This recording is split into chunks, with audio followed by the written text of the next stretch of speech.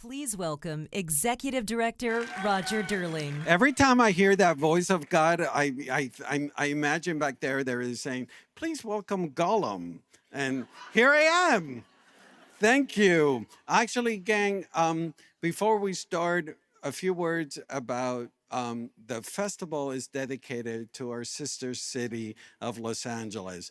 They underwent a horrible tragedy a few weeks ago, and we've partnered with Direct Relief International to raise funds during the film festival, and they will be matching our donations up to 100,000 to double our impact. So Direct Relief will have booth in the lobby every night at the festival, and give you more information. Please be generous and let's support our sister city, Los Angeles.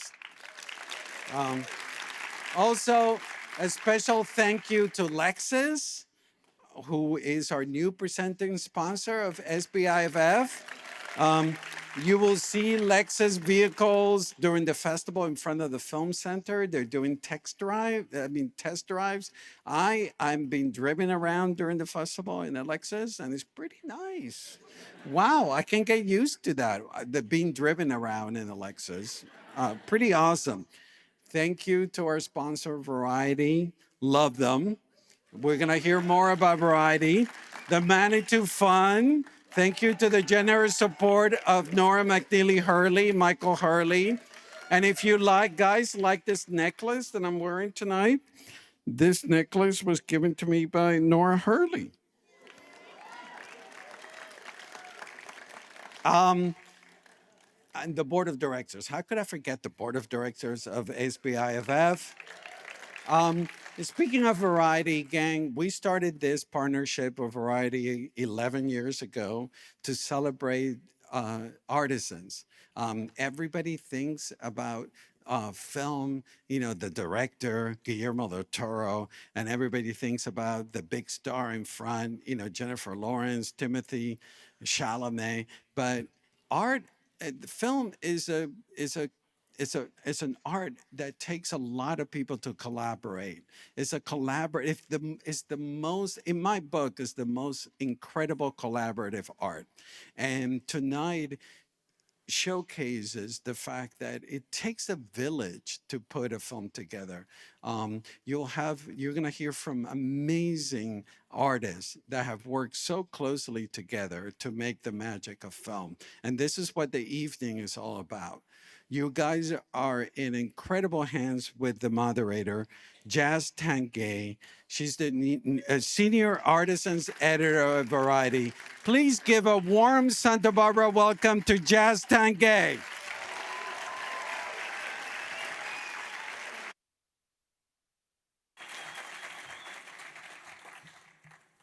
Hello, everyone. First of all, as someone who has called Los Angeles home for 10 years, my heart goes out to all those impacted by the wildfires. I would like to recognize my hometown, Los Angeles, and all the firefighters and first responders, so thank you.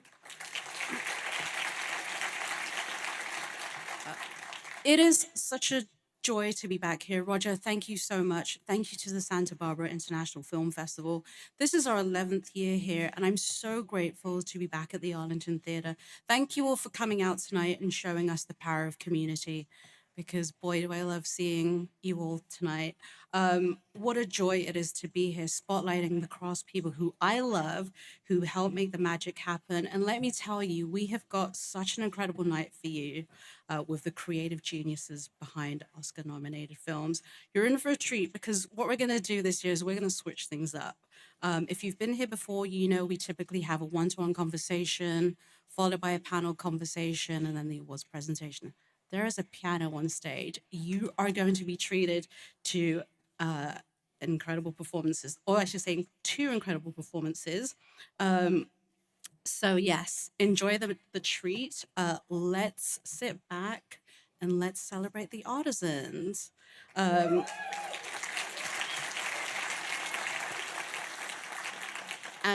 they have all come from LA today, so please, give them a huge round of applause. I'm sure they're very tired. We've got a couple of winners joining us too. But so first of all, I would like to introduce a clip from a film called The Brutalist. And later after that, joining me on stage will be production designer Judy Becker. So let's look at The Brutalist. Okay, please welcome Judy Becker, production designer of The Brutalist.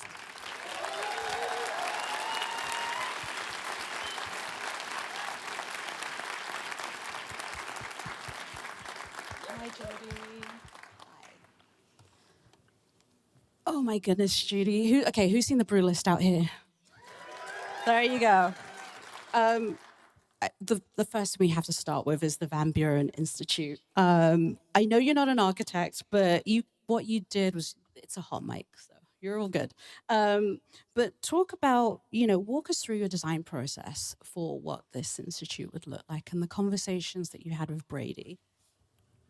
I approach every movie with the same process, which is trying to create a believable world, et cetera, for the movie. But it was, and no different for this one, but it was a little more complicated because I had to also create believable architecture that Lajlo designed. And so I didn't really think about it that much in terms of being worried. This feels pretty echoey. But I did, and I kind of did it backwards because I designed the institute first, and that's what Brady and I talked about. He wanted me to design the institute so we could figure out how we were going to show it in the movie. We knew we weren't going to build the whole thing, so we needed a design to say we're going to build that, and we're going to build that, and we're going to find a location for that, and that was our first conversation and my first design job on the movie. So I spent a few weeks designing it, and then that was well before we prepped the movie or shot the movie. And that was, in a way, it was daunting because I had to figure out a way to incorporate the architecture of concentration camps into this gigantic commission that Lajlo was given. But it was also, in a way, familiar because I love brutalist architecture, unlike most people, and always have. So, in a way, I was starting with something that was something I was looking forward to delving into, not the concentration camp part. That was very difficult. And once I figured out how to do that, I basically saw that I was building a giant factory or crematorium on the hill that was a subversive way of giving Harrison what he wanted. And I loved Lajlo doing that, in a sense, this subversive architecture. And then when we really started prepping the movie, it was just more a question of Lajlo evolving through time and through these periods of architecture until he reached that moment, which is really when Lajlo comes into himself and really, and also it's almost like his, I think of it like Moby Dick a little bit. It's his white whale, this institute, and it's literally, the Carrara marble is part of it. So he looks very happy. I love that clip because it's the only time Lajlo looks happy in the entire movie. It's kind of serene, and because he hasn't yet embarked on this torturous process of designing the institute. But I also feel like that wasn't a huge challenge for him. That was a money project and he did it and it looks gorgeous. It was hard for me, by the way, but for him it wasn't. And I sometimes speak about him like he was a real person, which he was not. And I often have to repeat that. But so I don't know if that answered the question, but that was part of the answer. No, it absolutely did. And let me tell you, Judy, when I left that film, as somebody who also loves brutalist architecture, I did go on Google and I was like, oh, he's not real. Shoot. I was so disappointed. Something else, I know there are a lot of students in the audience too. For those aspiring production designers, you actually shot this in Hungary. And you did such an incredible job of turning that into Philadelphia in the 1940s. Like, talk about the challenges of shooting on location. It wasn't, I've done a lot of period films. I just seem to have fallen into that niche. It's, and I've shot most of them in places where they didn't take place. And needless to say, in a time period where they didn't happen. So Hungary was a bit more challenging, obviously, because it's not the United States. But in a way, it was not that much more challenging than shooting New York and Cincinnati or New York and Boston or New York and LA was pretty hard. I can tell you that, and I did that too, so because the light is so different. So there's it's always hard, and I did London and Montreal. Like there's a lot of, and I've done it so many times that it wasn't. In some ways, it was easier because Budapest was under Soviet control for so long that things didn't get gentrified and didn't get built. New buildings didn't get built. So there was this old industrial area that looked a lot like Philadelphia in the 1940s. So there were parts of it that were easier in a sense. And we shot a lot there. And it's called Chapel. Other people were shooting there too. We weren't the only ones. But so there were things that worked out to our advantage, and things were tough, and other things were tougher. But there were some great, really great locations there, and we took advantage of them. They really offered a lot, and I think we were lucky in that way. I think it was a great place to shoot this particular movie. I think if it had been I think I would have had trouble shooting Carol there, for example. That might have made it harder. But for this movie and for Brady, it was a great place to shoot. Incredible. Okay, in a word or two, how would you describe working with Brady? Collaborative, awe-inspiring, and a hard act to follow. Love it. Okay, Judy, stay seated. I will have you back out for the group conversation. But for now, we're going to take a look at a clip from The Wardrobe. Or everybody get up for Thank you. Judy Becker. Oh my God. Okay, please welcome composer Chris Bowers.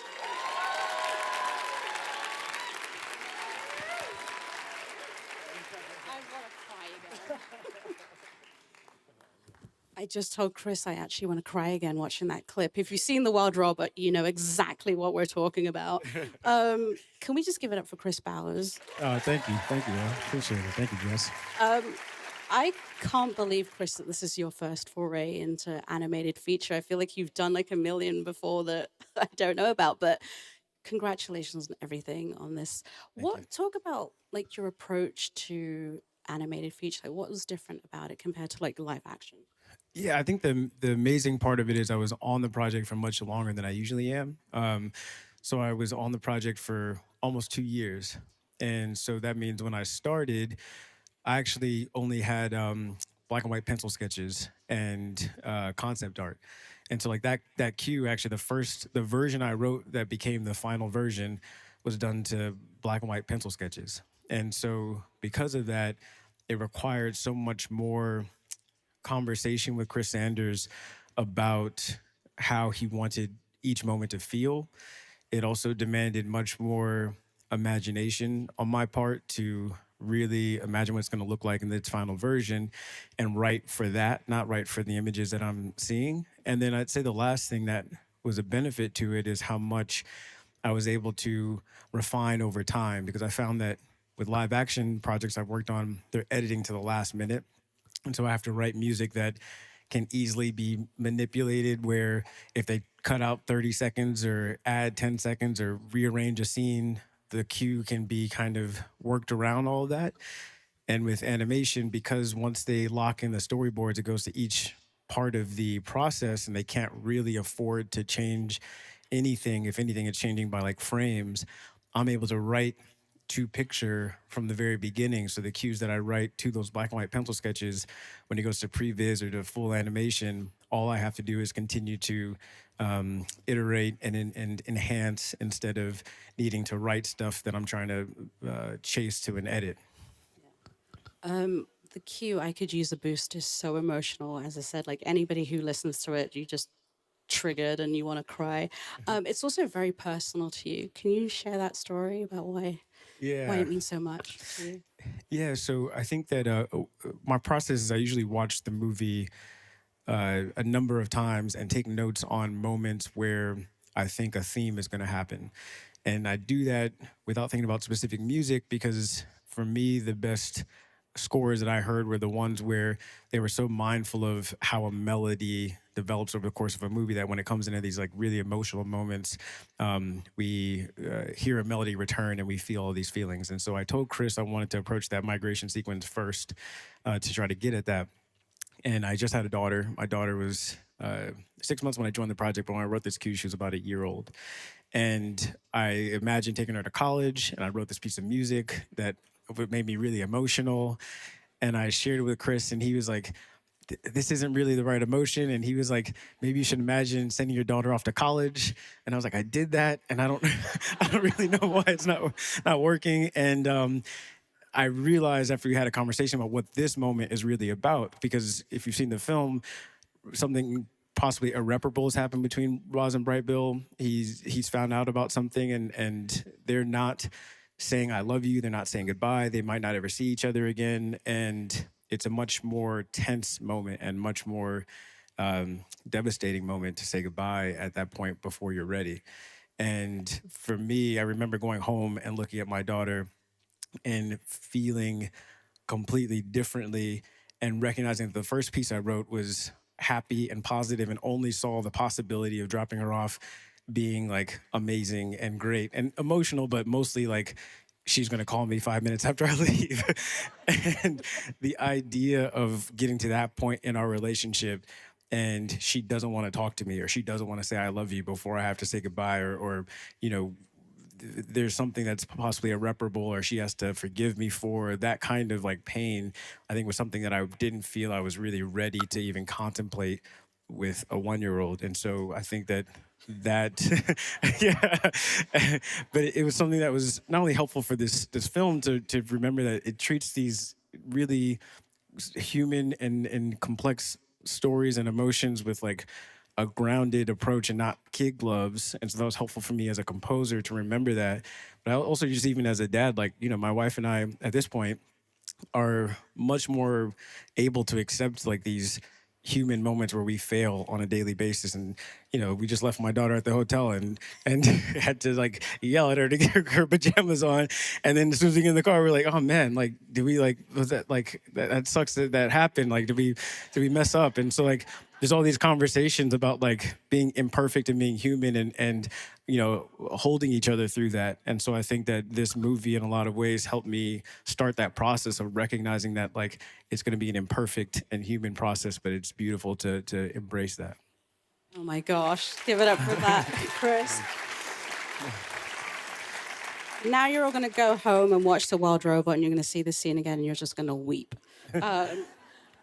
Chris, I just want to say that, you know, you grew up in Pasadena, and which is near to Altadena for those who don't know. And I know you've talked about it, but what can we do to help your community? Yeah, so there's a couple of things. Like there's a website called Help Altadena.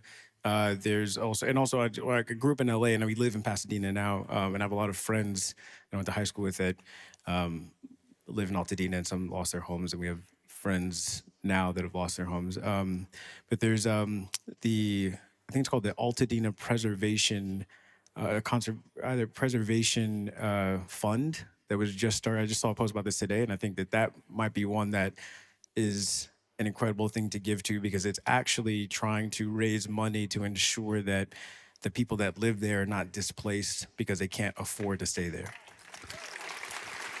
All right. Well, Chris will be back shortly because, surprise, Chris Bowers is going to be performing tonight. So I will see you back after the one-to-one conversations. If you stay seated. We're going to take a clip. We're going to take a little clip from Emilia Perez. All right. Please welcome songwriters from Emilia Perez, Clement Ducal, and Camille.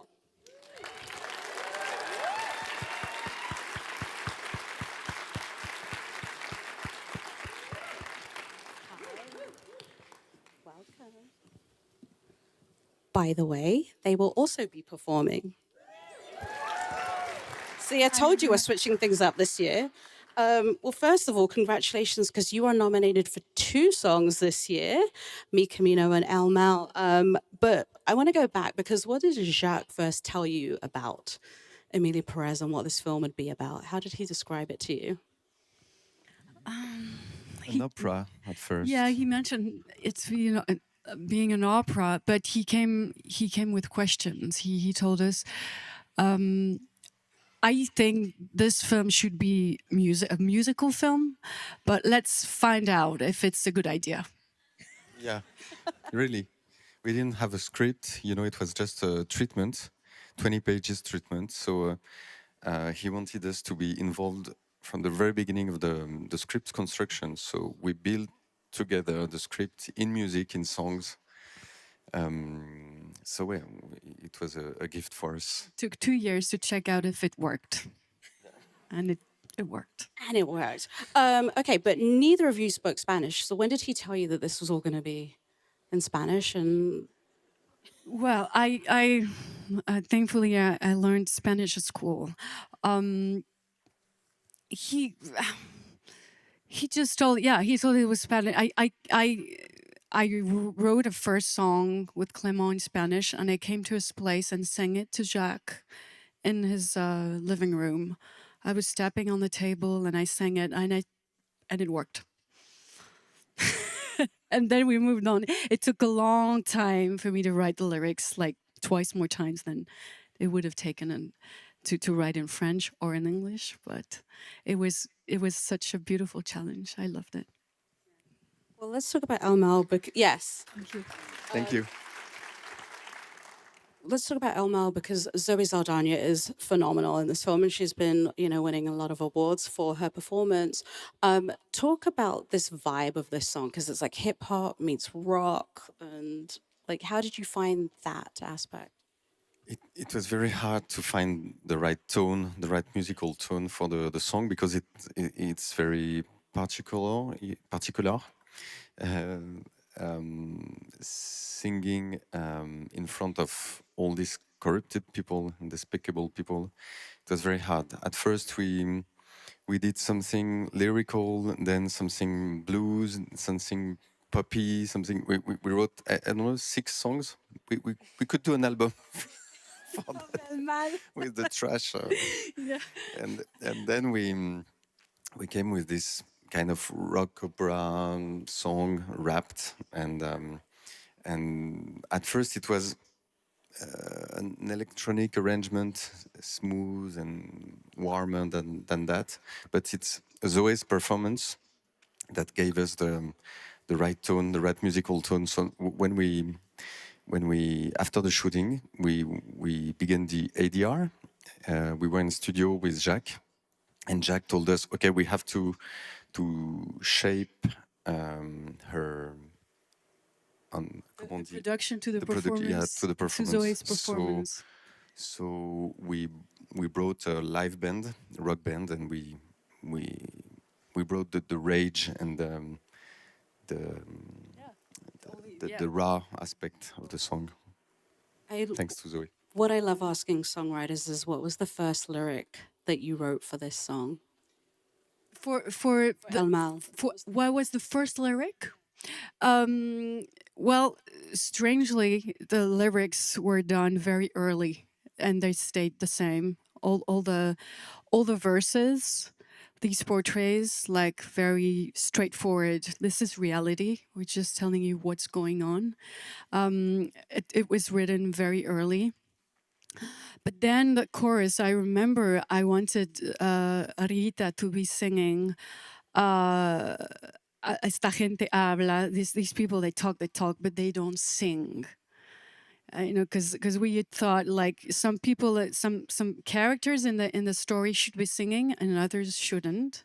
So I wanted the chorus to be these lyrics, and Jacques in the end told me, no, this is too romantic. We need something much down to earth. This is a fundraising. We need you to pay. You need your money. So in the end, it became habla esta gente habla, pero ahora lo va a pagar. Lo van a pagar. They're gonna pay. Love that. I mean, I have to ask you, because I know there are fans in the audience, what was it like working with Selena Gomez? It was wonderful. I mean, every member of the cast, we felt we were lucky because they were not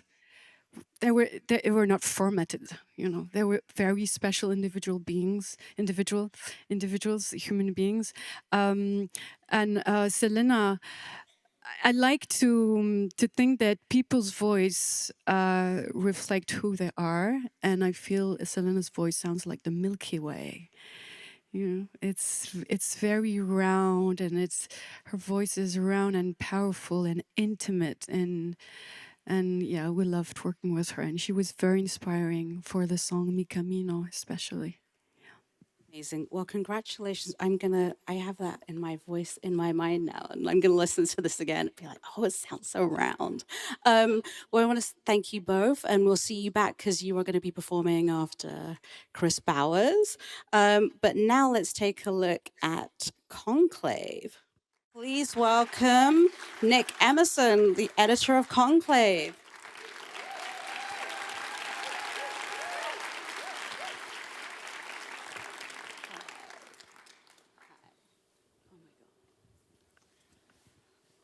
Well, if you ever wanted to know what goes inside the Sistine Chapel whilst they're electing a new pope, we've just learnt that through Conclave. Nick, I mean, this is your first time working with Edward Berger, and I mean, what was it about the script that was like, yes, I need to do this, I need to be a part of this? Well, the first thing was I knew the producer who was attached to it, and she's a tremendous producer, Tessa Ross, and incredible taste. And I'd known Edward's work before. I'd seen Patrick Melrose, which I loved. This was before All Quiet, you know, it hadn't even come out yet. But when I read the script, I just thought this amazing page turner of a thriller, but it was also a peek behind the curtain of an institution that you wouldn't normally see. And it reminded me of, I think, you know, Edward's spoken about this before, it reminded me of the political thrillers of the 70s, and would be like, I thought, wouldn't be amazing if we could aspire to that sort of, you know, level of intrigue and craft, and he responded to that. So yeah, I mean, I was super excited. This clip that we've just seen, talk about cutting the electoral process, because I think you go through like 6 or 7 ballots, but every single time, like, you're just on the edge of your seat wondering like what's going to happen. But talk about cutting that without making it repetitive. Well, actually, that one I just saw, that's my favorite. But I mean, I'll talk about them all generally. Well, Edward was so prepared that he storyboarded them so meticulously because he was very concerned about them being repetitive throughout the film.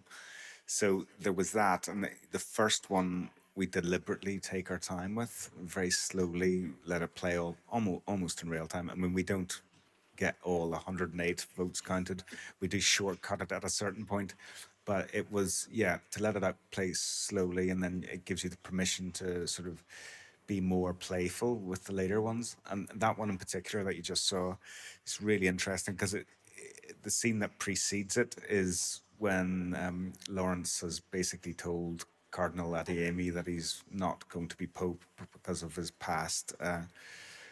And we decided to sort of overlap and sort of let the two scenes bleed into one another, and it sort of creates this really interesting idea that Lawrence is looking back on the conversation that he's just had with Adeyemi whilst watching him make his, the first vote that he's going to make, knowing that he's not going to make it. And it sort of creates this really interesting tension. Something I love about this film, I mean, Ralph Fiennes, I mean, it's an incredible cast, but every time you cut to Ralph Fiennes and just his expression, like, talk about working with his scenes and... I mean, it's amazing. It's a dream come true. I admired his work for so many years. So to find myself every day with this wonderful performance, I think, the thing is about working with strong actors like Rafe is, Edward and we were very keen to be very rigorous with our shots and not to cut as much, as possible, leave it for long periods, and also not to revisit the same shots more than once. And when you've got amazing actors, that gives you the ability to do that, because often, sometimes you might have to cut away because something isn't quite right, or you might have to go somewhere else. But with these amazing actors, you're never forced to go anywhere really that you don't want to, the cut to go. So it's just incredible. And what Rafe brings is just incredible truth to the performance. Every moment he is transmitting a thought. Even when he is delivering lines to another actor off camera, behind the camera, he's still completely in character and still giving everything. And, you just have to look at his eyes and you can see everything that's going on inside, the character's head. So, yeah, I mean, amazing. The film has an incredible twist at the end. I think my jaw hit the floor when that happened. I don't know if let's try not to spoil it, but talk about cutting that ending and that twist, the reveal. Well, we knew when we edited that scene, we wanted it to be very as few cuts as possible. And there's been a series of reveals and twists throughout the film up until that point. So I think audiences are they expect that, the final twist has happened, as in this person has been elected, but then there's one more.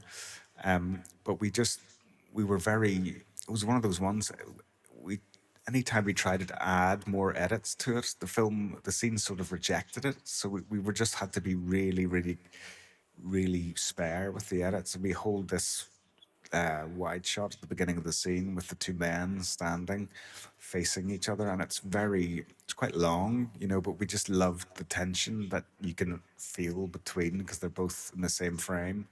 And then I think there's one cut to Benitez and one cut to Rafe for the reaction, and then they have this very sort of gentle scene. And I think the reason why we wanted to do it so simply was for it to have although internally Lawrence is obviously, he's panicking, and but we wanted this sort of serenity and this peacefulness in the scene that sort of reflects Cardinal Benitez and his and his personality.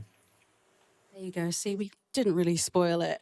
I love that insight into your work, Nick. Okay, stay seated. We are now going to take a look at Nickel Boys, and I'll bring you back out for the group conversation in a bit. Okay, please welcome Nickel Boys cinematographer Jomo Frey.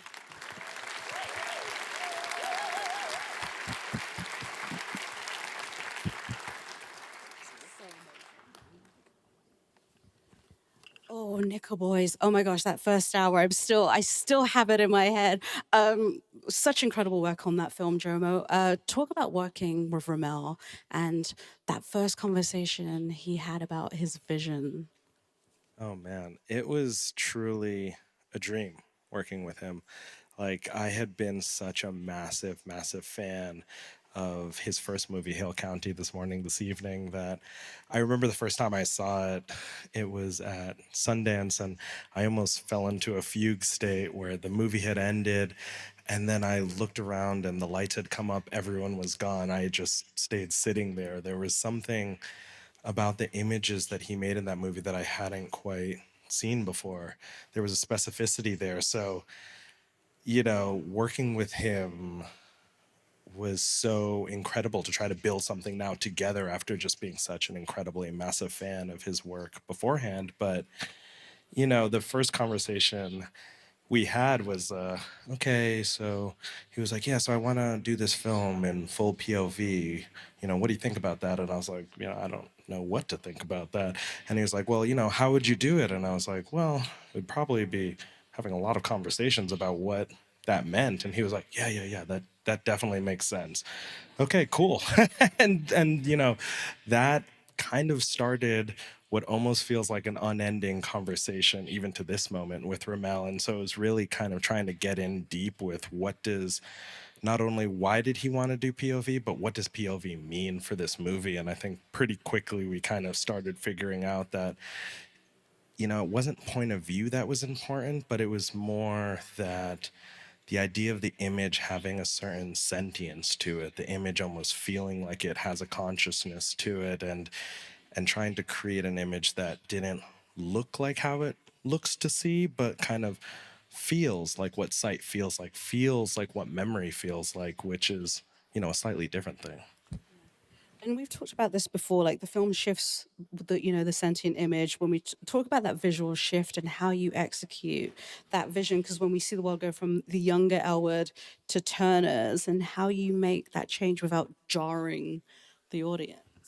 Yeah, it was always just kind of trying to first and foremost have the conversation of what is the emotional imprint of this moment and what's the emotional almost perspective of the person that we're in the mind of. So like, whether it was some of the things in the movie when they're just boys and it's from Elwood's perspective, or some of the stuff later in the movie where it's from Elwood as an adult perspective, which was, a completely different camera rig where the camera's on the back of the actor, was really a first and foremost a question of like, what's their emotional life like? And after an experience like Nickel Academy, like how do they probably understand their own relationship to their own life, their own subjectivity? What's the nature of trauma? How does trauma kind of affect you over time? And I think that that's true for both characters on Elwood and Turner, where they both have such different perspectives on how they see the world. So it's like trying to imbue the image with, from Elwood's perspective, maybe a certain optimism, and imbuing the image with a certain kind of systemic cynicism in Turner's. But again, more than anything, just trying to base it on what are these people feeling going through their world. I love the visual world of Nickel Boys. Talk about what you shot on and why, and the cameras. Take us into the tech side a little bit. Oh my God. Um, we shot on the Sony Venice, and we shot on Sony Venice. Applause, go for the applause. Sony Venice fans. Sony Venice is in the house. We shot on the Sony Venice, and for lenses, we shot on a set of, at the time, prototype lenses at Panavision called the Panavision VA lenses, which were, incredible and special and strange. And the thing that I loved about those lenses were that it was an instance where Dan Sasaki, the kind of head lens designer at Panavision, was trying a fundamentally different lens design than he's ever kind of tried. And the thing I loved about the lenses was they had a real volume to them. And by that, I don't mean that the spaces are three-dimensional. It's that you had a sense of subjective depth. And, why that became important in a movie like Nickel Boys is it's like, again, all these conversations, you start to just dive down deeper for everything when you're thinking about, okay, shooting a child's perspective. It isn't that you are short, and it's not that you're small, it's that you're small relative to everything else around you. So when you're a child and shooting some of those perspectives early on in Nickel Boys, it's more about that an adult should feel like a giant. Buildings should feel huge. If you're seeing bed sheets above you, those bed sheets should feel like they can almost envelop the entire world. And we needed a set of lenses that could make you feel that kind of relative space, because with the POV, it's really a question of the camera's inside the scenes. The camera is quite literally moving through and navigating space. So being able to feel those spaces, and, production designer Nora Mendes' work just became that much more important, because it's like these spaces, since we don't maybe have a traditional establishing shot because we're shooting in POV, all of a sudden it's like Ramel and I having conversations about, okay, well, what is an establishing shot? Like, let's break that down to an almost subatomic level and then rebuild it for this language. So it's like, okay, for me, an establishing shot is usually about trying to understand a character as they relate to an environment around them. And because we can't do that shot, it's like, okay, well, maybe the shot actually is the camera walking into a space, looking at a marble countertop, and then looking at the people behind the countertop, and then maybe we see the edge of the character's shirt in the side of the frame, and maybe that tells us a little bit about the socioeconomics of us as a character. The marble countertop and how everyone else is dressed tells about the socioeconomics of the space. And then maybe as a viewer, you kind of start to tell a story to yourself of what's the relationship, how comfortable or uncomfortable are these people with us in the space. And so all of a sudden you start to get the information that you would get in an establishing shot in this different kind of shot. But things like costume and production design became so important. So everything kind of felt hand in hand with the camera system, the lenses, feeling the space in themselves, and like trying to build all of these stories together so that in lieu of having these more traditional assets like a close-up, like an establishing shot or like an insert, but to still transfer that information to the viewer so that they felt grounded and they knew where they were, when they were, and why they were. Amazing. Oh my God, I've just learned so much from that. Thank you so much, Jomo. I will see you back here for the group conversation. Now let's take a look at A Complete Unknown. Please welcome from A Complete Unknown sound mixer Todd Maitland.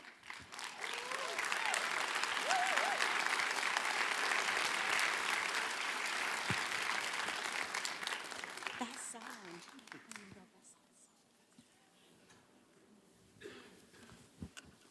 All right. You can go for any microphone you want. Okay, Todd, let's just address one thing. That is Timothy Chalamet singing in the movie, all his live vocals.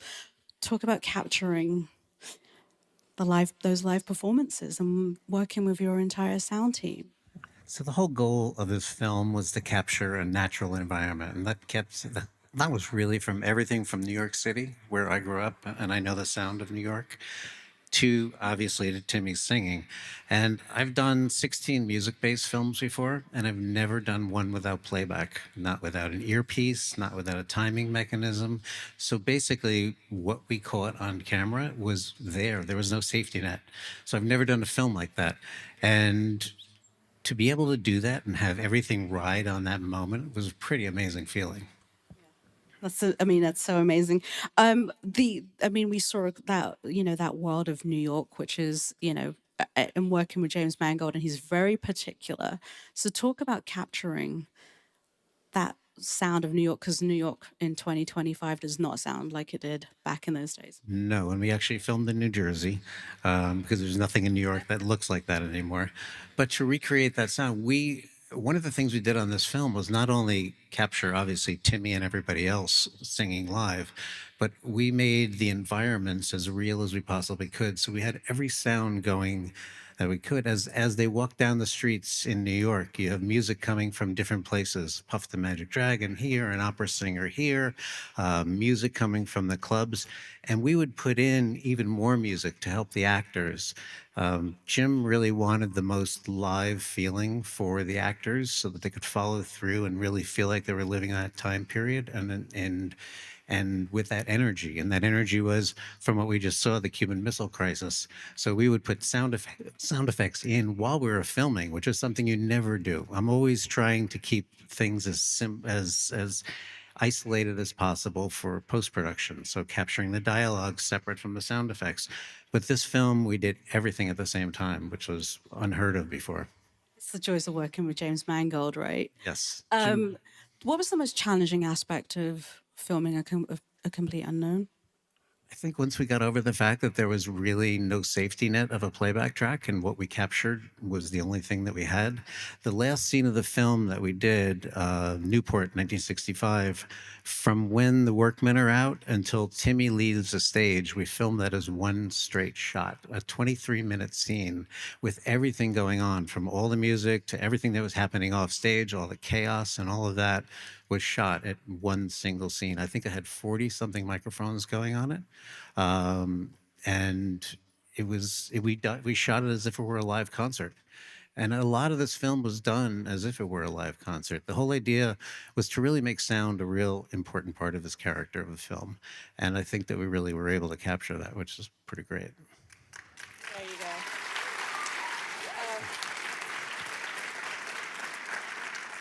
We're going to need that 23-minute cut somewhere, like a director's cut at some point of A Complete Unknown, right? Yes, I need that. That can follow me through the rest of my life.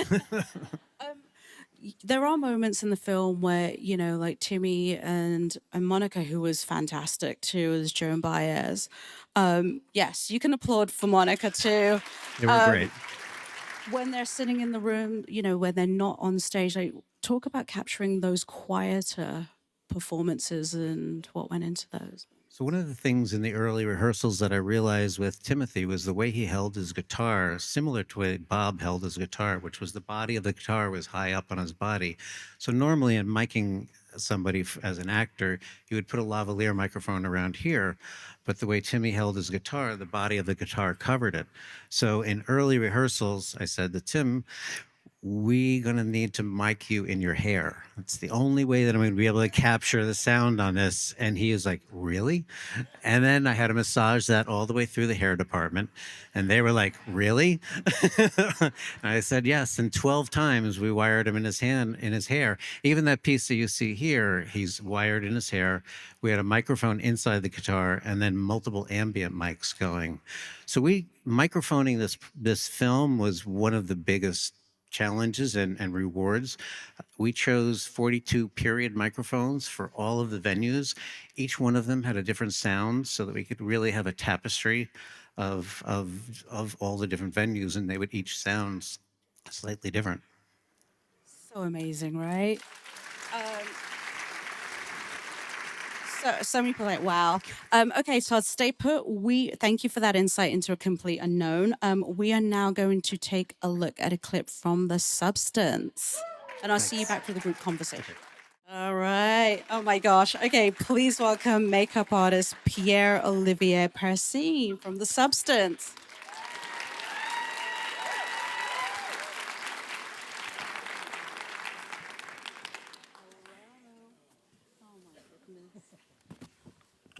Oh my goodness, Pierre. I mean, let's just cut straight to it. Monstro, Elisa Sue, what conversations did you have with Coralie about what you had to create for this? Many. No, what did she want? What was her creative brief to you? What did she tell you? No limits to go crazy. No, really. We spent lots of time designing all the characters and everything. But I guess at the end, the most important for Coralie was the emotion coming through each character, even though it's gruesome. They can look ugly for the audience and everything, but we put lots of love into them, and believe it or not, and yes, emotion and that's.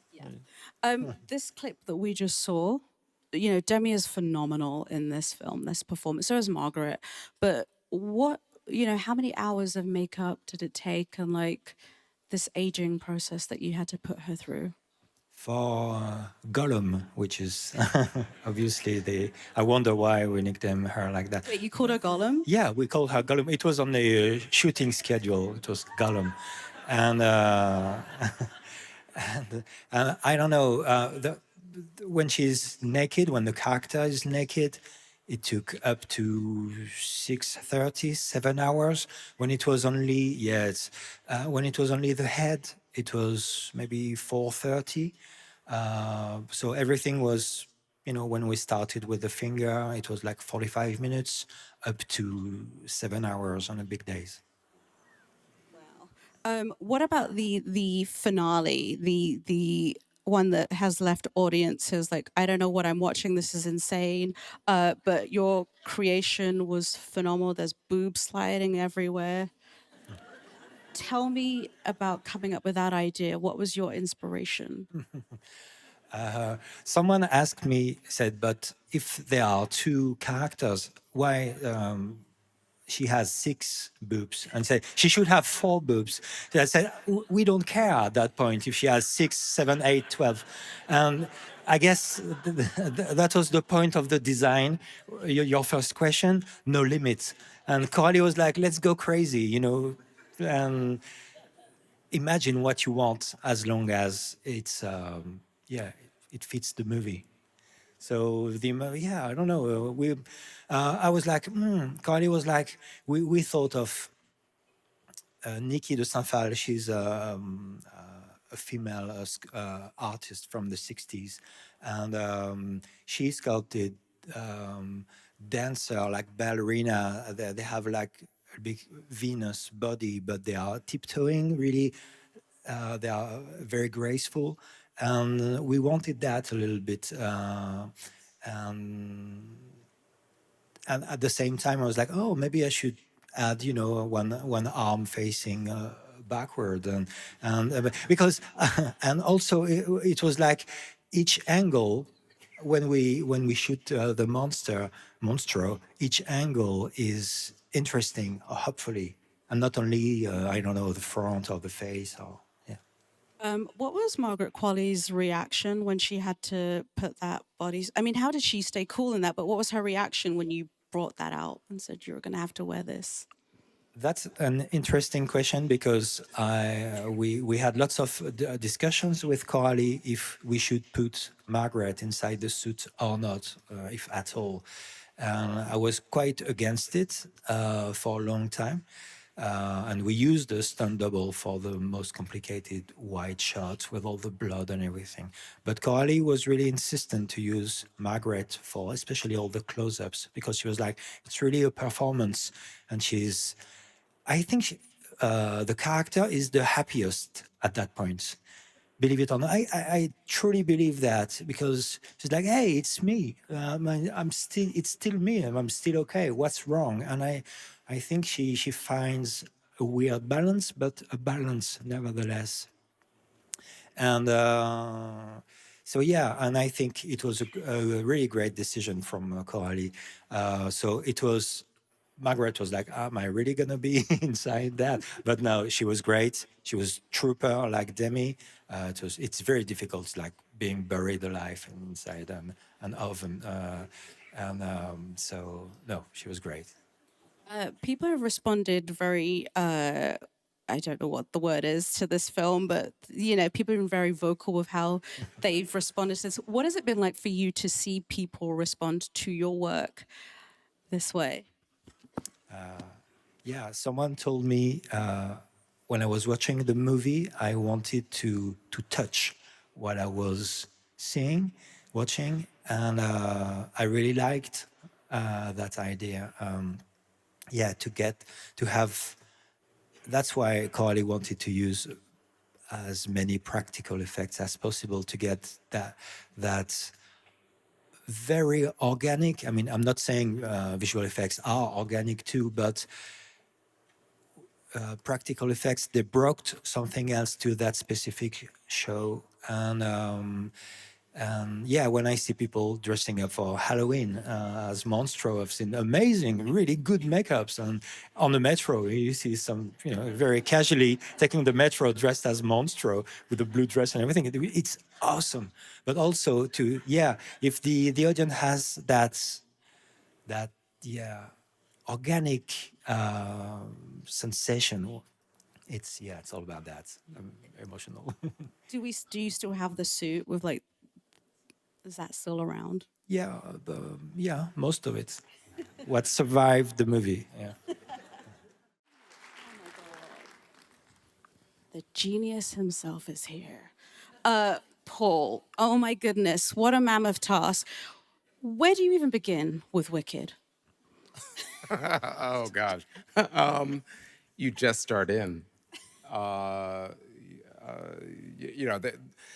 The overall, I guess the overall inspiration is what exists and what is our collective consciousness of the Wizard of Oz and all of those characters. Dorothy, the Wicked Witch of the West, Glinda, the Wizard of Oz, and so having that as a place to be nostalgic about, and then folding in the musical from Broadway, the book by Gregory Maguire of Wicked. Then you make it happen because with John M. Chu, the director, he wanted to have a new vision of what our Wicked would be. But I think that at the same time, I found that it was important to acknowledge those characters in a way that the audience could actually relate to them, and that it would kind of raise up those feelings of nostalgia and warmth that they have for the original characters, as well as be able to see the characters anew. I want to talk about this clip that we just saw from One Shore Day, which if you've seen on stage is great, but Paul, what you've done here is so incredible. The hats, the socks, the shoes, every single detail, but it's the green. Like, you just make it look so beautiful and easy on our eyes, right? Like, what went into creating a number like this? It's a huge ensemble number too. One of the things that was really important for the first part of Wicked One was to reserve the color of green because it was the focus was Elphaba's skin. So I don't use any green until we, until well, the first, kind of introduction to green is the train. And then we see the two friends, Elphaba and Galinda, on the train. But then when they step off, you have this world that unfolds, and it's completely green, but it also has layers of, there's chartreuse, there's I use fuchsia, there's a little bit of blue, kind of teal tones, to set the green off, to be a slight contrast so that this whole world could be as magical as, one of the images that I have is when I first came to New York City, and I was coming from Akron, Ohio as a high school student, and I stepped off the bus, and we're in the middle of Times Square, and the excitement that I felt and how dazzling it was to be in this cosmopolitan space. So, I was trying to evoke that kind of feeling in the clothing that I was designing for all those characters. I love it. Everybody here has seen Wicked, right? Because my next question is a spoiler question. In this sequence, there is also an incredible moment where we have Idina Menzel and Kristen Chenoweth. Talk about, yes, you can applaud. Talk about designing their outfits.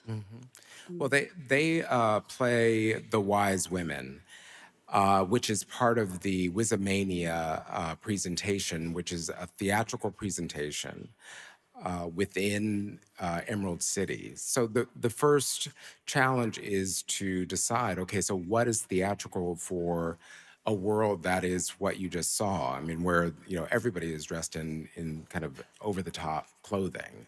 So how do I make that more poignant and more interesting? With Nathan Crowley, our production designer, he designed the set so that it was it was reflective of the pop-up book that you see earlier in the movie, when Elphaba is dreaming about going to meet the wizard, and so she's mesmerized by this pop-up book. So then to see it fully realized on stage was very magical, and pop-up books have always been magical for me as well. But to see the scenery as cut paper, basically, then I started to think, well, the clothes should somehow relate to that as well and be reflective of that vocabulary. So when you see the dresses, they're like leaves of pages that can flutter and can, it's like you're flipping a book. And the way that we constructed it was, there were like layers of fabric that were then wired, or there was a monofilament that ran on the edge, so that we retained the pristine shape of all those the petals or leaves that you see.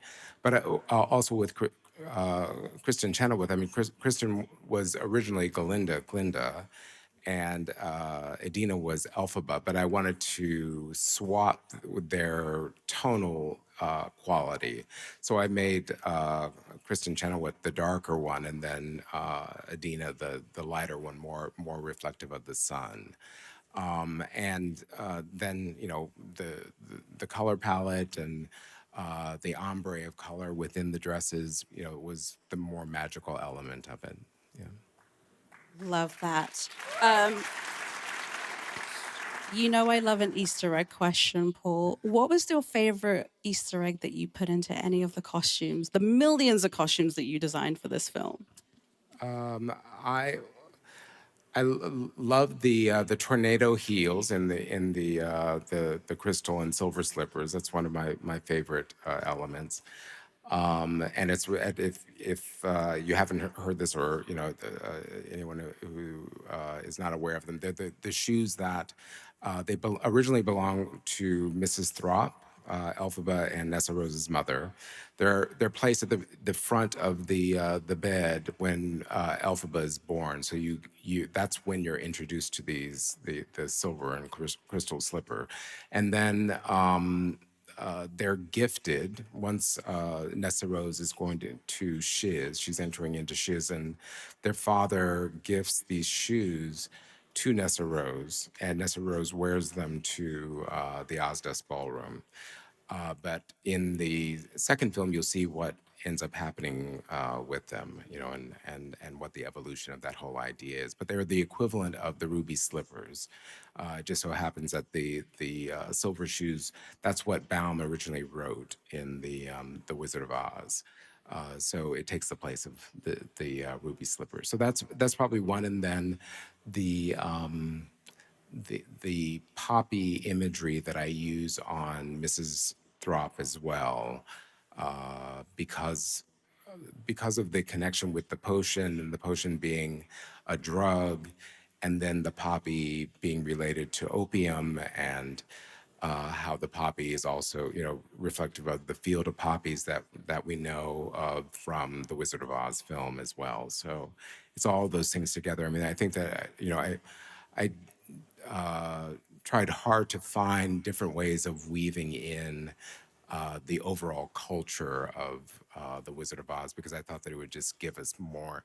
I mean, overall, for both Nathan and myself, we were trying to create a world that felt like it actually existed. And in order to do that, we needed to infuse as many details into the world so that you really do get the sense that, you could walk right into it.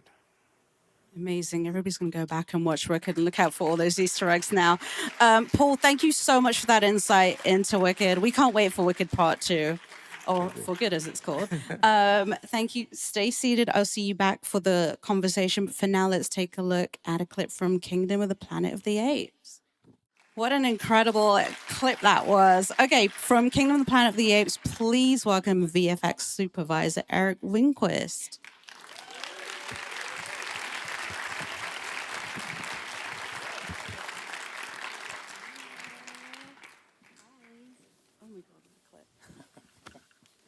That is such a great clip. And by the way, if you want to see like that full version, it is now streaming on Disney Plus. It's actually hidden under extras, but I strongly recommend you watch it. It's a good time. It's great, right? Yeah.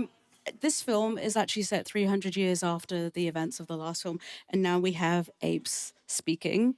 Talk about the technology and like what you did to get. I mean, this film is so emotional, and Yeah, well, the biggest thing with this film that we could tell on the page when we first read that draft is that everybody's speaking. Because we're not carrying on the characters from the previous trilogy, we had to make half or a dozen new sort of hero close-up level characters. They were all speaking. We were sort of leaving that sign language part of the franchise behind, and because of that, in the past films, we were using facial capture technology, but realistically, a lot of the facial animation that you saw in those previous movies had been animated by hand, matching the reference that we saw from that footage. And that wasn't going to cut it this time around because we had just a volume. There's more talking in this movie than there was in the previous trilogy combined, right? And so to do that, we leveraged a machine learning technology, basically, where we could essentially take the dots that the actors, you could see on the actors' faces, and because we were shooting with a pair of cameras on their head cameras, it meant we could basically turn that into a three-dimensional mesh. And that mesh fed into a deep learning network that could then learn the correlation between those dots, and animators could then train that to understand what shapes the ape's face had to make to mimic exactly the emotional state of the actors. And that was the biggest thing for us on these is, it was a key thing that we had to replicate every little tick, every nuance. You had to get the same hit watching our apes that you did in the cast that you can see, because as you can just see, like these guys were giving us gold every day. Yeah. Right, exactly. Yes. Yeah. But take me into like the time, like I want to know, like, you know, how long would it take to like take that, you know, performance with, you know, all the tech and then turn it into a scene? We were in post for 58 weeks on the show. And so that's part of the thing you've probably heard Wes say previously, that, you know, he would turn things over to us and it would be months before he really saw if he made the right choices editorially. You know, did he have to maybe, he realized that once you actually saw that performance in an ape form, you just wanted to stay with it. And so this shot actually had to become longer than they thought it might have been. And so I guess the process, any individual shot, you know, might take 12, 15, whatever weeks to go from the raw turned over performance for us to get it all tracked and put in the thing, put the simulation on the hair and the muscles, and then get that all the way through lighting and compositing and finally deliver it to Wes and his editor, Dan, to sort of just really kind of take the cut in and see if it was the movie he was hoping to make, you know. And so there's that leap of faith that goes into the process. But the thing that's fantastic is Wes, you know, he comes from our world. You know, his background was in 3D animation before he started directing live action films. And so there's this sort of shorthand that we had with each other that allowed him to trust that process, I think, more than other filmmakers maybe we might encounter. And because of that, it made for such a satisfying creative process for all of us. You know, like the whole team felt like we had input into this. It wasn't just following orders.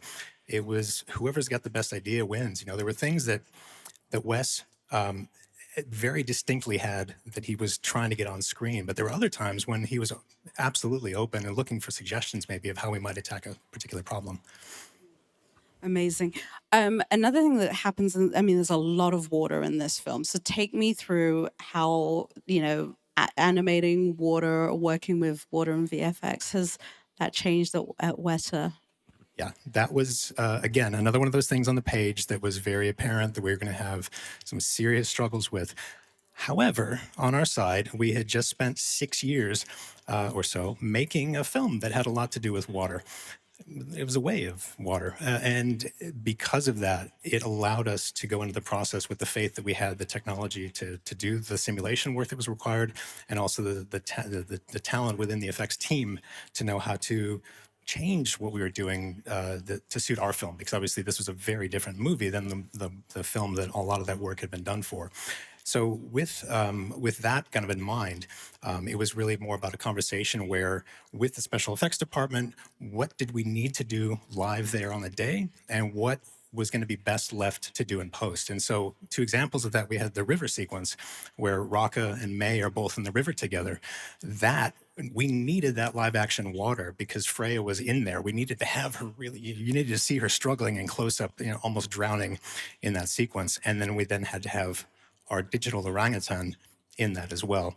And then the scene at the third act, the flood, that was a location that we never really found a suitable place through the scouting process. Just logistically, it was going to be such a financially or logistic issue to execute. And so for that reason, that we said, that's going to be completely digital. Right. So the different approaches there, it saved us from having to try and do full day resets of the special effects dump tanks in that space. But where it really, really helped us was in the river. So it was a really fun collaborative process with all the rest of the HODs. Amazing. What an incredible insight into Kingdom of the Planet of the Apes. As I said, you can watch the rest of the whole movie that way on Disney Plus. Yeah. Streaming under extras. As I promised, we are now gonna go to the live performance aspect of the show today. So for the first time in 11 years, we're doing live performances. Please welcome back to the stage composer of The Wild Robot, Chris Bowers. Thank you. Well, thanks so much. So I figured I'd take you kind of into my process a little bit.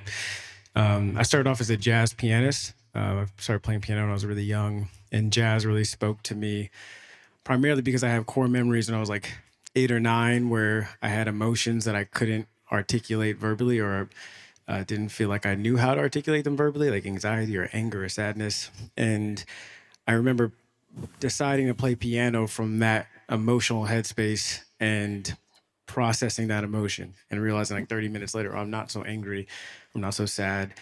And that I was having this like secret, intimate communication with this instrument. And I knew exactly what I was saying, but everybody around me couldn't know the details of what I was saying, especially my parents. And so going back to my first conversation with Chris Sanders, it was so inspiring because in our first meeting, he talked about music being a character in this film.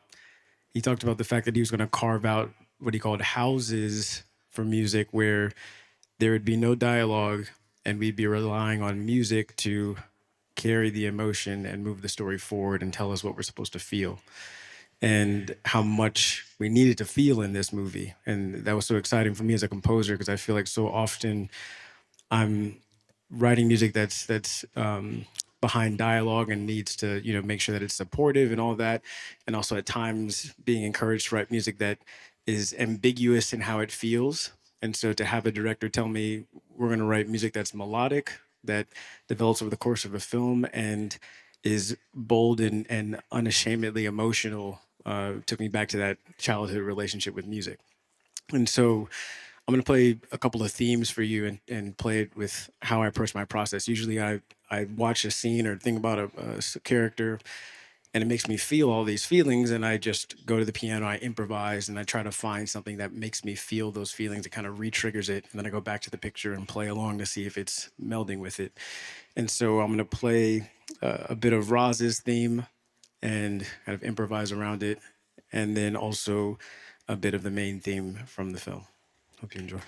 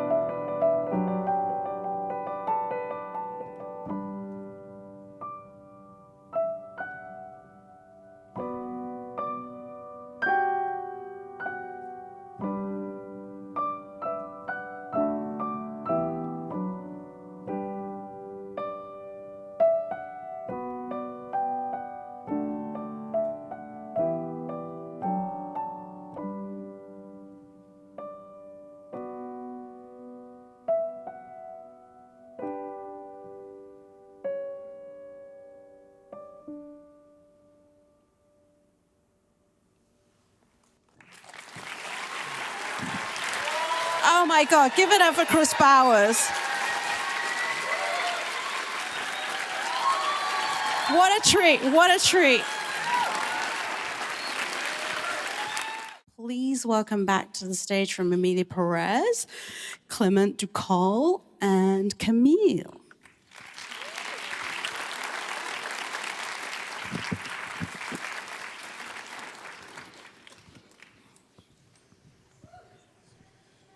Hello again.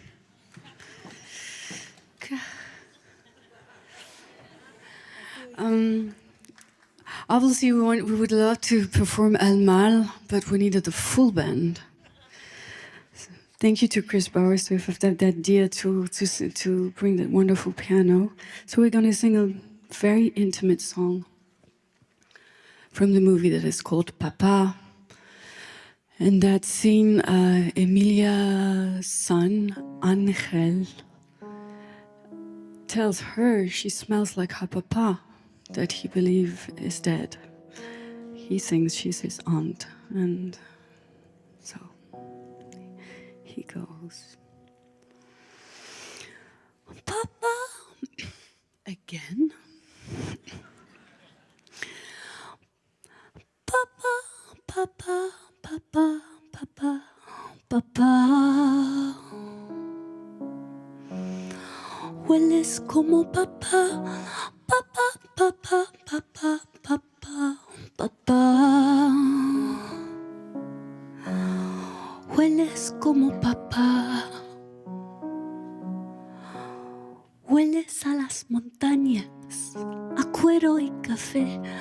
Hueles a la comida picante, picante. Hueles a azúcar, al cordero en el fuego, al olor del motor.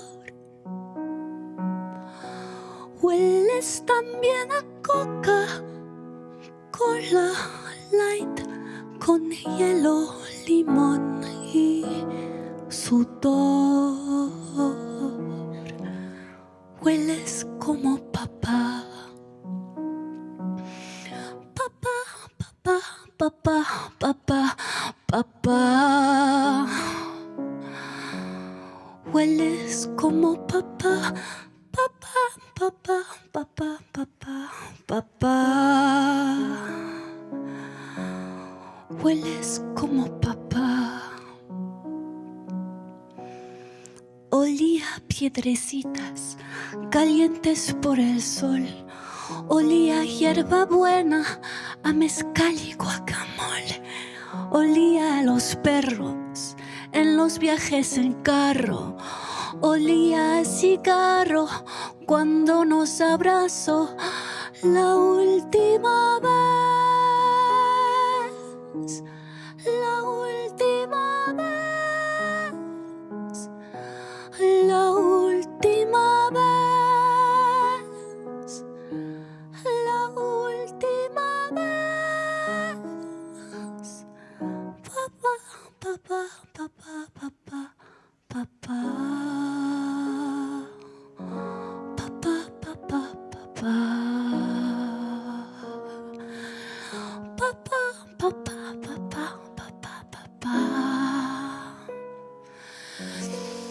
Papá, papá, papá.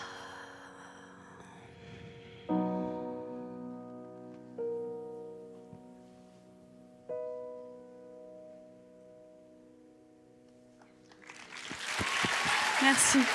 Thank you so much, Camille and Clement Ducol from Amelia Perez. And let's bring everybody back out again. I want you to give them a huge round of applause.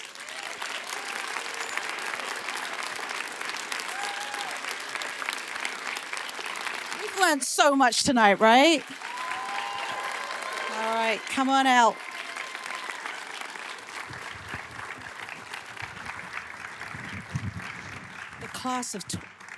The class of 2025, right here.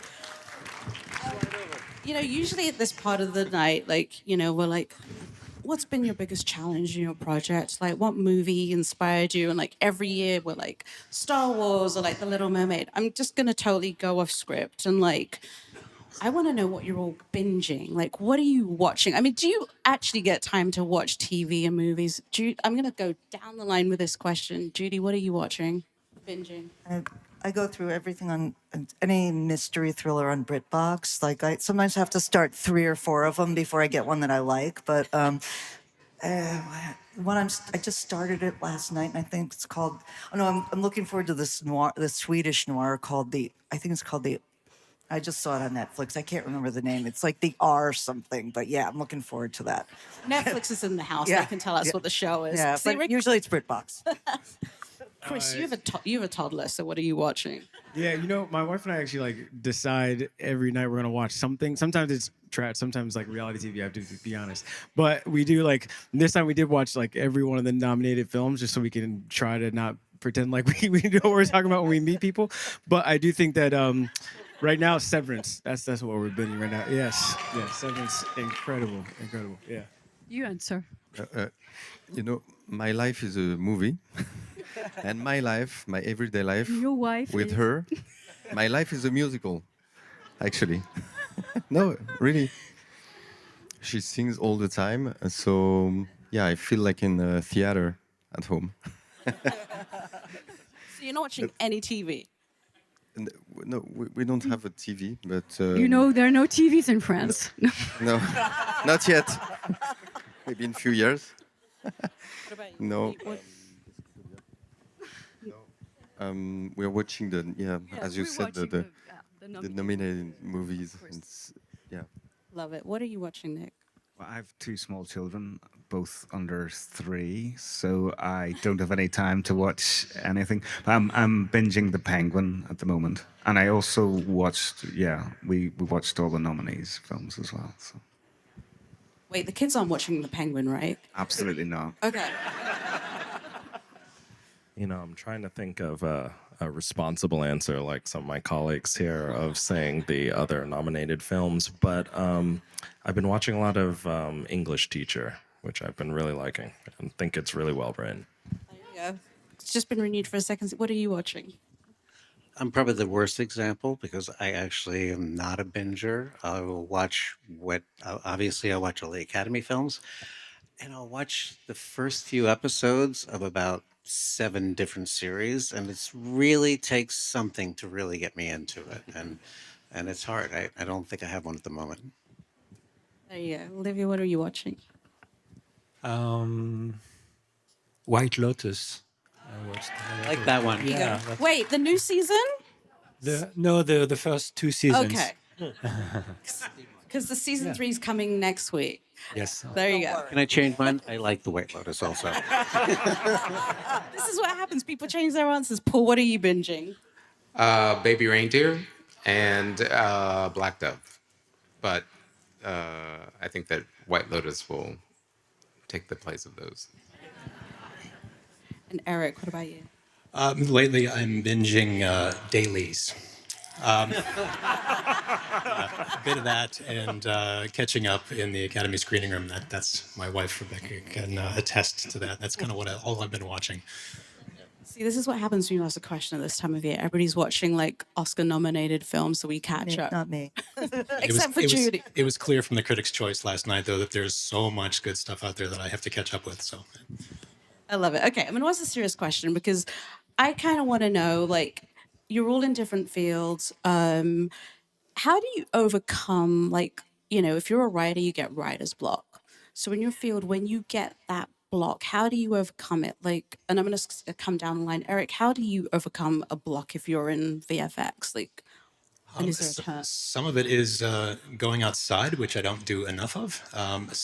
Some of it is just looking for inspiration. I'll turn on the Criterion channel and just start looking for a wide range of things that have no visual effects in them whatsoever. Because I think that's one of the things that gets tricky. It's easy to do is to fall in this loop of looking at other things, other visual effects as reference for visual effects. And that's the first way to just, generational loss. And so I think the biggest thing is just to try and stay inspired by real filmmaking, real images that have been committed to celluloid. Yeah. Paul, what about you? I usually go to the park. I live very close to Prospect Park, so I go and walk around and around and around for a couple of hours and just let my brain kind of settle in. And if it comes, it's great. If not, then I wait. There you go. Olivier, what about you when you get into a creative block? What's your workaround? Yeah, I stop looking for what I'm looking for, and exactly what you said is you stop looking for something, and you will have the magic moment coming out of the blue. It can be on the metro, reading a book, or watching whatever, anything, and suddenly you have an image or something in a museum, a sculpture, and it's like, oh, that's exactly what I was looking for. And I know when I'm stuck, it will come in a couple of days, even if it takes a couple of days.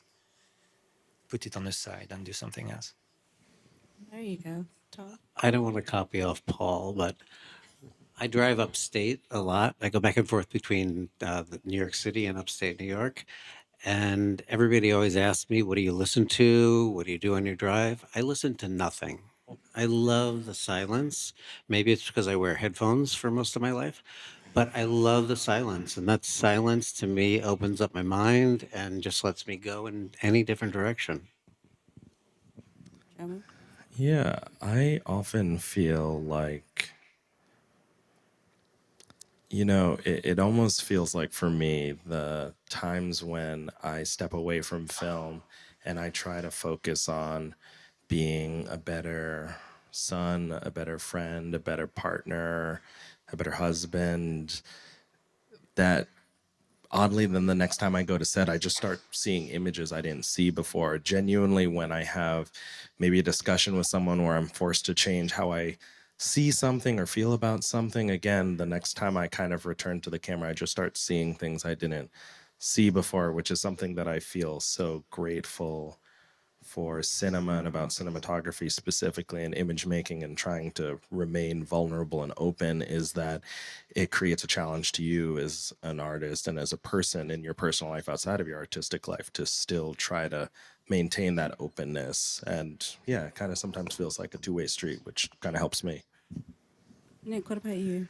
Well, I think with editing, the worst thing you can do if you've got a problem is to stay in the room and try and, fix it. And, so much of editing is about thinking and not pushing buttons on the keyboard. So I tend just to walk away. And like the guys were saying, it's just the ideas come, they just eventually a solution will pop up when you're asleep or when you wake up in the morning. And, time away from the cutting room, I always say, 2 weeks away from the cutting room is worth about 8 in it, because it's refreshed. And sometimes if you've got an editing schedule that's split over the Christmas period, say, and you've got a natural break built in, often you can come back to the film and go, okay, we're in a really good place, or oh, we're nowhere near where we thought we were, So, yeah, time out is the best thing. Kimmy, what about you? I'm a singer-songwriter, so when I work on fiction, like for Emilia Perez, the first thing I think is letting the story becoming part of my life completely, let it sink in, maybe become my obsession also. And when I write or when I compose, I like to go and walk and with my dog. And with the first working session was thankfully in Le Périgord, lots of woods and trees. And it was just after confinement, and the trees helped us so much during confinement. So I let this relationship continue. And also when I write, I would write lyrics. I write with a pen. I don't write on a computer. I need the hand, and I write books, novels for just one song. I just write everything that comes. Then of course I edit, but I write. Penmanship is not dead. Clement, what about you? Oh, I'm just trying to avoid from references, especially sometimes director references. When you dive into, oh, yeah, well, I would like that kind of music. If you go that way, I think I try to feel to be open to my own emotions related to the story and the film. So, yeah. Love that, Chris. Yeah, I feel like super similar to everybody. Definitely getting away. I find it interesting with writing a melody, for example. I notice that when I'm playing it on piano, there are certain physical habits that I have, or things that it's like muscle memory. And so I find that if I have something that I'm stuck on or it doesn't feel right, I step away and try to give it like a few hours or a day, and I try to sing whatever I was working on in my head. I'm definitely not a singer, and so I think it's helpful because I end up doing something that's a bit more natural and not like just reliant on what my hand can do. And there's so many times where I try to remember a melody, and if I can't remember it, then I feel like maybe I should just move on. But if I can remember it, usually I'm singing it slightly differently than I was playing it, and I usually rely on however I was naturally singing it. Love that. Judy? I think I'm going to repeat the answer that a lot of people have given already, which is that I just let it percolate in my head. And it usually comes at the most sort of nothing moment, like this, like sleeping or driving if I'm in LA, and and then I have to write it down quickly, and I don't usually pull over. I'm just saying. Sometimes I dictate it, and as I've often said, maybe this is a good way to end, is that in the scene you saw with the library, that was one time ever in my career when the idea came to me at the right moment, like when we were first scouting the location, and that never otherwise happens. So I have learned through experience to just let it percolate, and it'll come when, eventually. Sometimes it takes a while, so. There you go. So if you're stuck, walk away. Such great advice, right? Can we just once again congratulate the class of 2025 for Variety Artisans Awards honorees. And now I'd like to welcome David and Sandy Wasco for the awards presentation.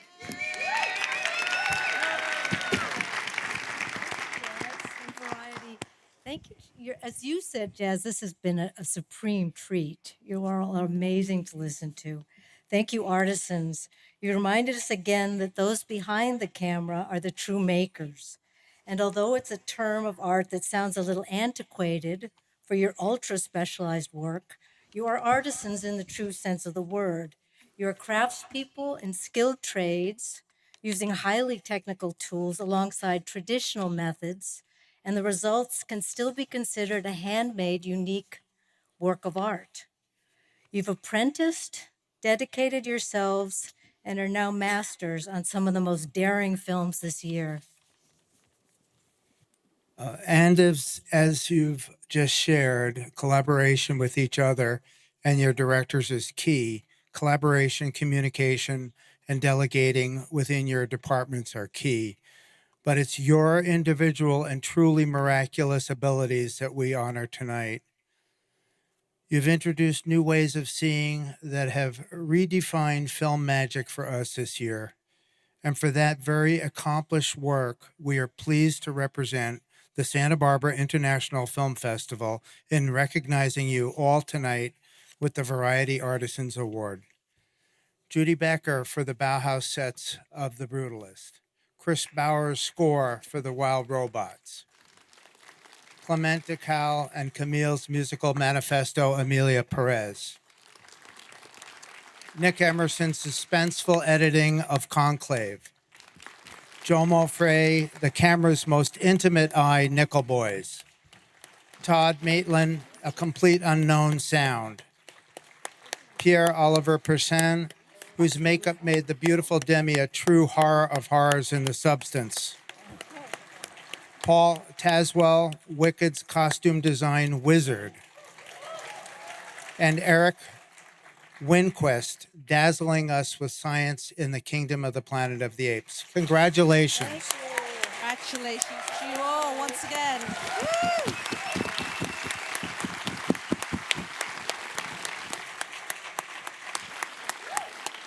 Thank you, everybody, for coming out tonight, and I'll see you again next year. But once again, let's give it up for the incredible artisans this year and for sharing their magic and their process and everything. Thank you again, and thank you to Santa Barbara and Roger.